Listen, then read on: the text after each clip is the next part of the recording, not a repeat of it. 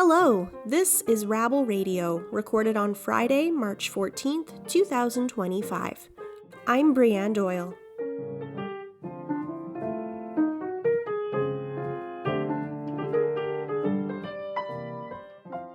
Rabble.ca shares with you the news of the day through a progressive lens. If you're curious about what's happening in Canadian politics, labor, the environment, and beyond, you've come to the right place. This is news for the rest of us. Thanks for tuning in.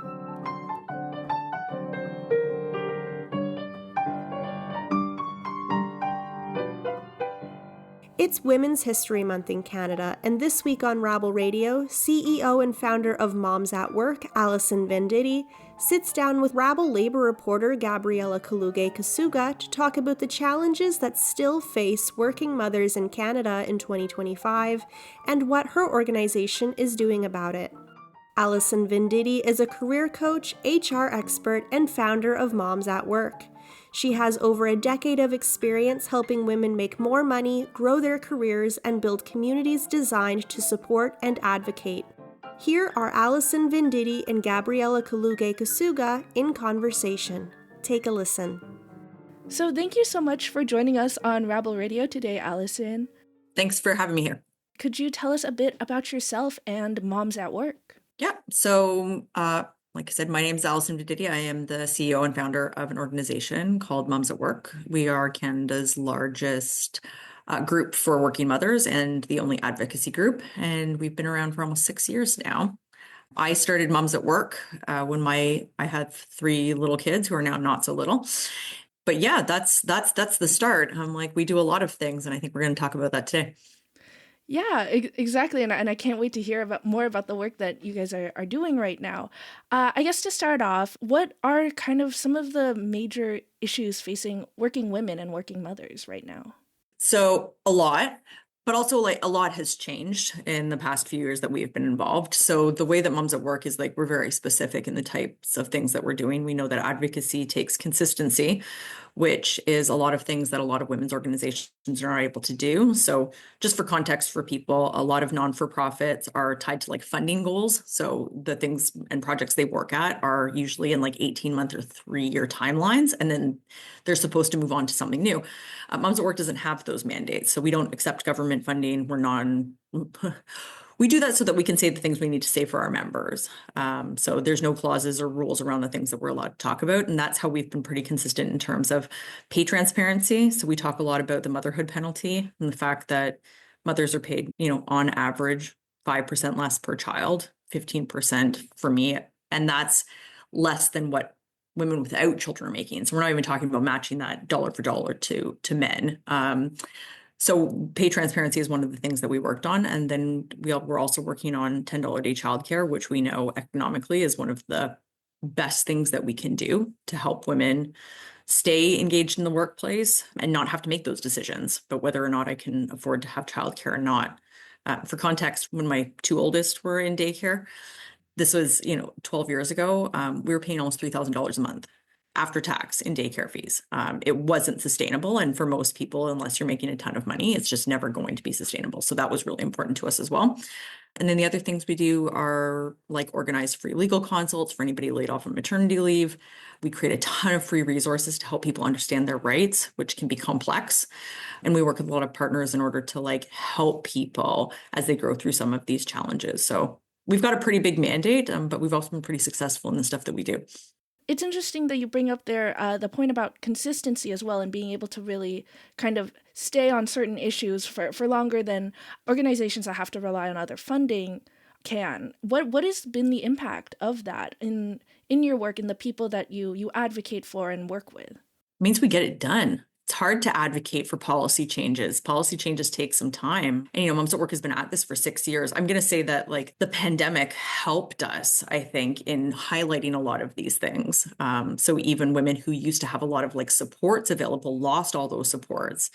And so a lot of people who, had childcare to depend on thought that they had a pretty equitable relationship when the pandemic hit. We saw a lot of women thrust into full-time caregiver roles, even for people who weren't there. And I'm I think that was really eye-opening. So I'm not saying that the pandemic was good for anybody, but it was a reckoning to say like, hey, what this is doing isn't working and what can we do better? So yeah, that's it. None of this stuff that we've seen, $10 a day childcare, we've been fighting for since the 60s, right? Like this was not like a final push win, billions of dollars in investment, but that's it. A lot of the childcare advocates we supported, I'm like, we didn't take this on as our own thing. We stood behind the people who had been fighting for it forever. And that's really how I think advocacy should be done. I'm like, we don't need to be fighting over who gets to do what. I'm like, you got to throw yourself behind the people who do it best. Yeah, for sure. And I like that kind of model of organizing where it's not necessarily like going to have your name on the accomplishment, but just going to actually push forward these projects and these calls. Would that be a fair way to kind of describe it? Yeah, and I think that I think that there's a huge lack of coordination in advocacy groups because of the funding ties. I think people put forward projects and then they have to spend the money, have to hire the people, have to do the things. And for me, I'm like, there's so many things that I'm supportive of environmental causes that Moms at Work doesn't have to lead the charge, but I can put behind. I'm like, we're almost 40,000 strong now. I was like, we can put those people behind those projects. I'm like, that's how change is made. So, but I don't need my name on stuff that like environmental defense does or whatever. But I said, but if you want to use Moms at Work name to help push forward your cause, I'm like, do it. I just don't have to be the person who's, takes on water rights or whatever. I'm like, and I think that's a big thing. Advocates need to really be supportive of each other without sort of hijacking the entire movement, right? Which we see a lot of. Mm-hmm. Yeah, that makes a lot of sense. Kind of related to that, then you're talking about the projects that Moms at Work has put their weight behind. Is there anything that the organization is kind of focusing on themselves right now? Yeah, we're going to see a lot of instability. We're going to see a lot of people losing jobs. We're going to see a lot of people, struggling. So the two things that we're doing, because we have two elections coming up, is we've partnered with New Majority for the federal election, which will come over the next year, and then various provincial elections, which likely will come even in the next year or two. Ontario, we had a 40% turnout for voting in 2018, and like that's just dismal when only 4 in 10 people are voting. I'm like, there's got to be more to that. So we were determined to partner with someone to help get people out to vote, because that's not my area of expertise, but we definitely can support that. We're going to keep pushing for pay transparency. We have it in 3 provinces already. We've got it on the ballot to do 2 more. So that's a continued push for us. And we're trying to expand our free legal consults across Canada. Right now, we only have agreements in place in Ontario. And so currently the situation is if you need free legal advice, you have to make only a certain amount of money. I don't think that's fair. I don't think it's right. So it's really partnering with lawyers for women who are being discriminated against and laid off on maternity leave, that they should be able to consult a lawyer so that they're being put in a very horrible situation because they don't qualify for EI when you're coming off maternity leave. And finally, we're already doing it, but we're going to keep doing it. I'm like, there's fundamental changes underway for employment insurance in Canada. I really, truly believe that parental and maternity leave benefits need to belong to its own bucket the same way they do in Quebec, because right now, if you are terminated when you're on maternity leave, you don't qualify for any sorts of benefits. EI was designed a long time ago for, fishery workers and forestry workers. I'm like, it wasn't designed for parents. And so like there needs to be a lot of shifts, especially with the rise in like gig workers and the gig economy. EI is going to need to change fundamentally to make sure that it works for workers. Yeah, for sure. Can you kind of expand on that, specifically the relationship between EI and parental leave and kind of the issues that are coming up for people who need to take this leave or get laid off when they get pregnant and can't access these financial supports? Employment insurance was designed as like unemployment. So you would be not having a job or, like that was the purpose of it. It wasn't designed for a 12-month leave because when you're on maternity leave, you still have a job. You still have a job to go back to.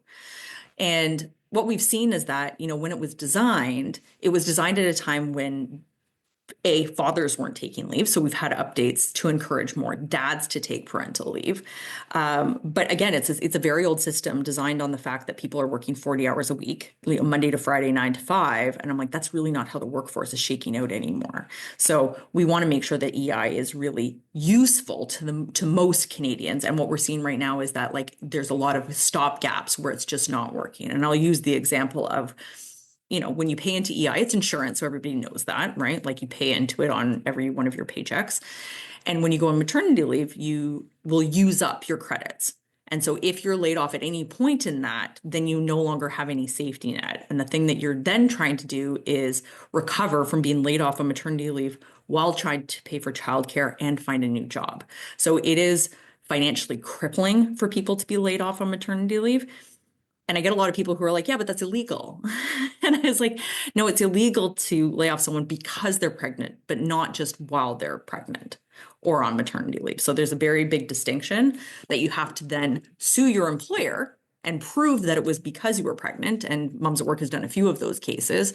But in general, like that's just not happening, especially for people who can't afford that. Also, maternity leave benefits right now are, if you take 18 months, you get 33%. 33%. And so a lot of people started calling it like rich people leave, right? Who the heck can afford to live on 33% of EI? Not like 33% of your income, but 33% of the max on EI. And so while I think that 18-month leave is great, I think EI has to catch up in terms of how it's paying people, because people can't live on that. People can't even live on full-time salaries right now.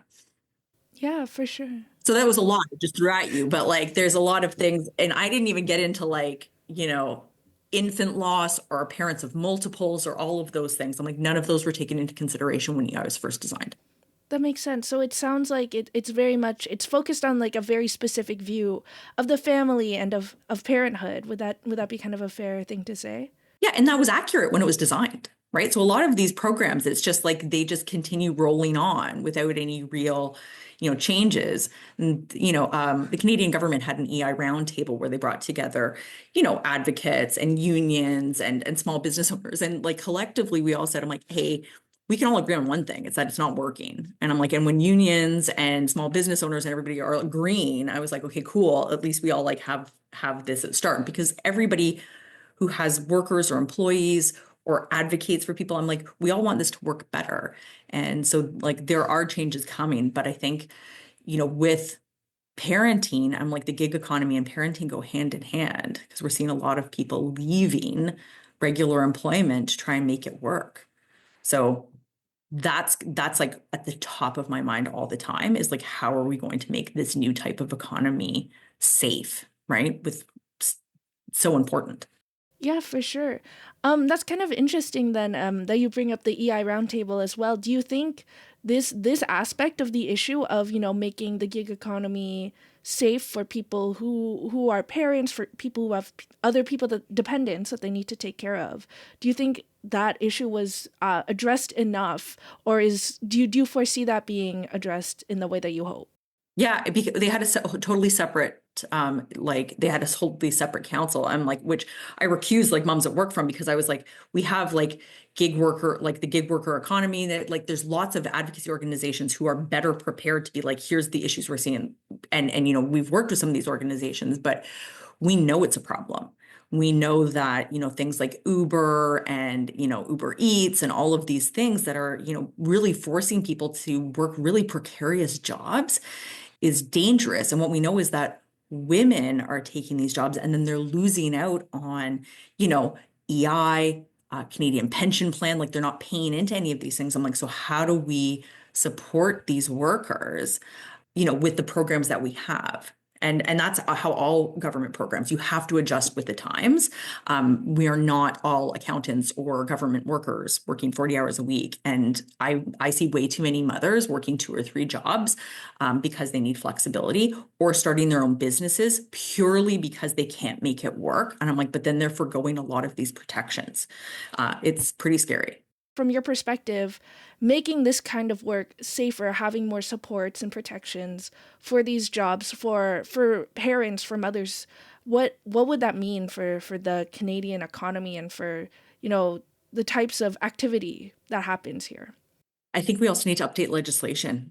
And I was like, the fact that like we are giving up, quote unquote, like good jobs, like secure jobs, well-paying jobs for this like mishmash of like underpaid gig work is deeply concerning, both like from like a tax perspective. Remember, a lot of these people aren't then paying tax appropriately. It affects our economy hugely. So I think really regulating some of this stuff, even though I'm not a huge fan of like total regulation, but like, come on, if people aren't paying into CPP, I'm like, we're putting people's retirements at risk. And I'm like, that is a very, very scary reality that people don't think of in the time, but like is going to impact our care homes, our long-term care, our hospitals, all of these things, because people don't have enough money or security even to like plan out their future. And like, so I see all of this like coming down the pipeline, and I was like, I cannot express like how concerning it is that like this stuff isn't being dealt with now, so that people who are in their teens and in their 20s are going to be adequately protected. What do you think it would look like for young people if things go on as they do without protections coming up in place? What are kind of the risks? What is at stake here? I'm going to make the comparison. I'm like, because this is a Canadian, I'm like, it becomes very US type. The fact that there are fewer job protections, that you can be laid off with no severance or protections, that, you can't afford, extended healthcare, like the privatization of their healthcare system is concerning. But big companies who are taking advantage of precarious workers are putting other workers at risk, because then other companies say, hey, they're only hiring contractors. And we're seeing a lot of people who are being hired as contractors that are absolutely should be classified as employees. Like, absolutely, that is not a contractor, that is an employee. So, we always talk about like financial education and all that other stuff, but I don't think that's the point. I think it's protections. I'm like, I'm not going to put this on people who don't come from backgrounds where they're financially educated. I think that we really have to put the onus on protections through policy and government to protect people who need protection. I'm going to kind of shift gears here now. I wanted to talk a bit more about maternity leave. Part of why I had first reached out to you, some backstory for the listeners, is I had seen a post you made on LinkedIn about Moms at Work gathering stories to continue your advocacy. So I was curious if you could tell me a bit about why now? Why have you begun looking for these stories, and what kind of conclusions have you been able to draw out of what you've gathered so far? So Moms at Work several years ago did the first sort of public survey on women's experiences during maternity leave. And so, and the results we came in were disgusting. It's like 4 in 10 people like had faced like formal discrimination for, being pregnant or having children. People were reporting harassment, people were reporting being laid off. It's a legal right. It's protected under the Human Rights Code in BC and Ontario that you have the right to breastfeed at work. And, minimal. It's like I said less than 10%, but it was like 4% even knew that they had that right and that they were offered accommodations from their employers. So I'm like, we fought for all these things, but if people don't know about it, what it is, what's the point?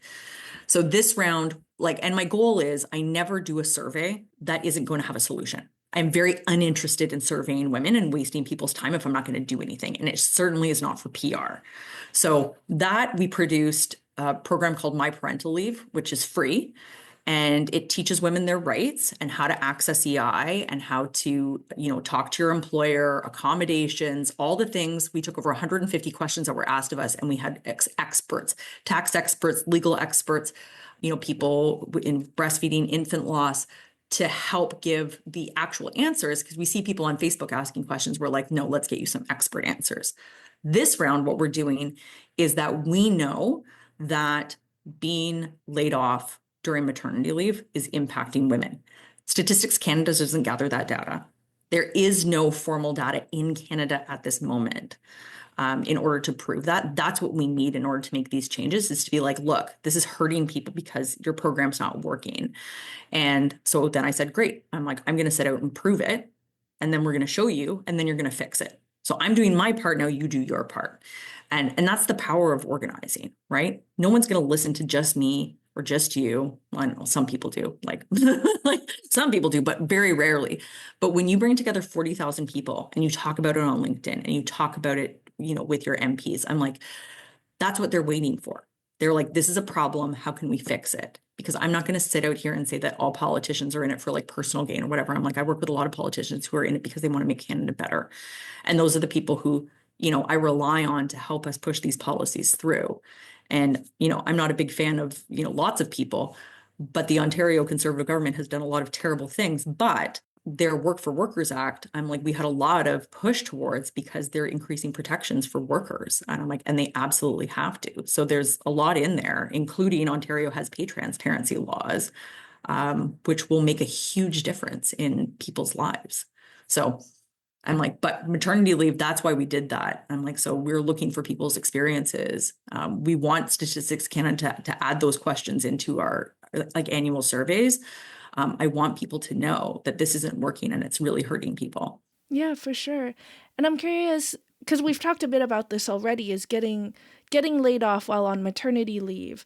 And you mentioned, like, anecdotally, and that's why you're gathering data, that this is a problem.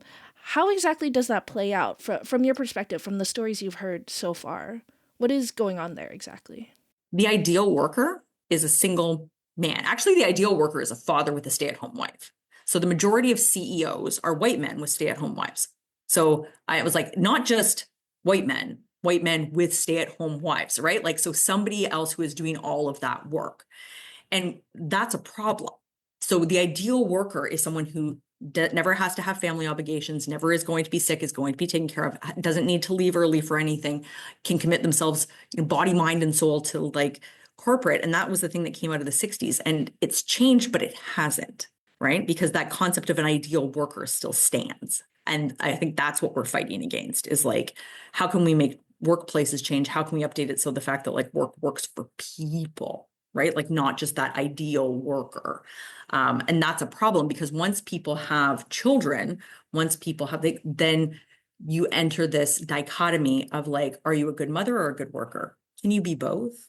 If you're at work, are you ignoring your children? If you're with your children, are you ignoring work? And like all these expectations played that aren't true, but are very difficult to navigate because work wasn't designed for women, right? Like in Canada until the 60s, like the moment you got pregnant, you were escorted out the door with a tea set. And I'm not lying. I'm like, that was the reality. I'm like, you were pregnant and you told someone you were done, right? You were not allowed to be pregnant at work, right? So like we're in a very different space now, but it wasn't that long ago. Women couldn't have bank accounts of their own until 1978 in Canada, right? Like without a cosigner. So I want people just to reflect on the fact that like we're not too far from that, but the expectations of the ideal worker still remain. That is very, very hard to like get around. And then for people who have small children at home or who are pregnant, I'm like, it feels like you're having a target on your back. Yeah, I can imagine. And I think that's interesting. What you kind of raised there is that the culture of what's expected of a worker persists from a past time, even though people are talking about, being more inclusive and all these things. But it sounds like there's parts of it where we haven't been able to address the need to change the mindset yet. Would that be fair to say? Yeah. And it's a reason why lots of women work for themselves now, like like in terms of self-employment, which I think is wonderful, but also think like, it's wonderful as long as like you're being compensated well and you're able to make up those things. But I'm like, again, I'm very fixated on this like loss of protection for people. And people are saying self-employment feels safer to me than a job now because layoffs are so regular, job hopping and inconsistent employment, like full-time jobs don't feel safe anymore. And I was like, the moment people start saying that, then you have to really, really question how we're going to move forward on this when people would rather be self-employed. And being self-employed is no joke, right? Like it's all things, but it feels safer than employment. I'm like, that's like should have alarm bells ringing all over the place. Yeah, that makes a lot of sense. Okay, perfect. Well, thank you so much for joining us on Rabble Radio today. And I hope you enjoy the rest of your day. Yeah, you too.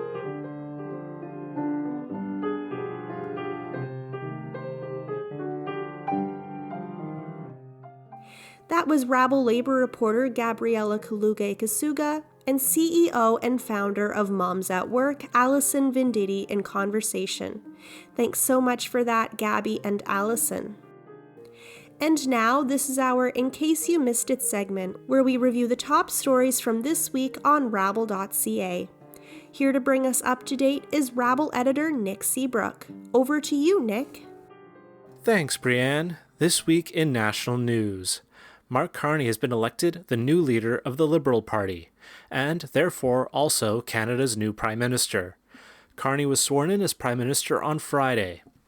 The transition to Carney as Canada's new Prime Minister comes in the midst of rising tensions with the United States, where President Donald Trump continues to threaten Canada's sovereignty. Rabble parliamentary reporter Carl Nirenberg noted that aside from Carney's tough talk on Trump, he also holds some policy positions that favor the wealthy. For example, Carney has promised to reverse Justin Trudeau's tax hike on the capital gains tax for the richest Canadians. This was a modest increase on taxation on income generated through the sale of stocks or property. Likewise, Carney also favors cutting the carbon tax on individuals, while maintaining it for corporations and industry. Staying in national news, in an op-ed on Rabble, Fareed Khan warns that Donald Trump's tariffs against Canada represent far more than a threat to the economy. Khan points out how historically trade wars can escalate into armed conflicts. Furthermore, Khan points out that Donald Trump's tariffs against Canada are explicitly linked to the president's threats to Canada's sovereignty. Khan calls on Canada to recognize the urgency of the moment, writing, quote, "As the world stands at an inflection point in history, Canada and its allies need to push back hard against American tariffs and recommit to diplomacy and trade while opposing division and hostility." End quote. In environmental news, a protest was held in Toronto last week during the Prospectors and Developers Association of Canada conference. The conference is the premier meeting of Canada's mining and extraction industry every year.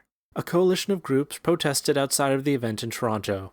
At issue is the destruction that many mining operations cause to the environment, and their alleged lack of respect for Indigenous sovereignty. Indigenous activist Clayton Thomas Mueller said that the impacts of Canadian mining companies can disrupt Indigenous ways of life, saying, quote, "Where we come from, we are a fishing and hunting people, and we need water to be healthy." End quote. And finally, the National Farmers Union is warning of a sustainable aviation fuel mega project. Sustainable aviation fuel is being marketed as an environmentally friendly alternative to fossil fuel for planes. Made from plants, this biofuel can be made from corn, wheat, soy, and other vegetation. The National Farmers Union warns, however, that right now the amount of land required to generate enough fuel for the aviation industry is prohibitive. It is estimated that by 2050, the aviation industry could use up to 2/3 of a trillion liters of fuel per year. To produce even enough sustainable aviation fuel to meet 10% of that number would require twice the current cropland of Canada. This, of course, would affect the amount of cropland being used to produce food and would drive up food prices. As always, you can read the full version of all the stories we talked about today on rabble.ca. Thanks, Nick. And that's it for Rabble Radio this week. Thanks as always for tuning in. If you like the show, please consider subscribing to Rabble Radio on Apple Podcasts, Spotify, YouTube, or wherever you get your podcasts. And please rate, review, share Rabble Radio with your friends. It takes 2 seconds to support independent media like Rabble. Thank you to all the journalists and writers who contributed to this week's content on rabble.ca, and thank you to Carl Nirenberg for supplying the music. And lastly, thank you for tuning in to Rabble Radio. I'm Brianne Doyle, and I'll talk to you next week.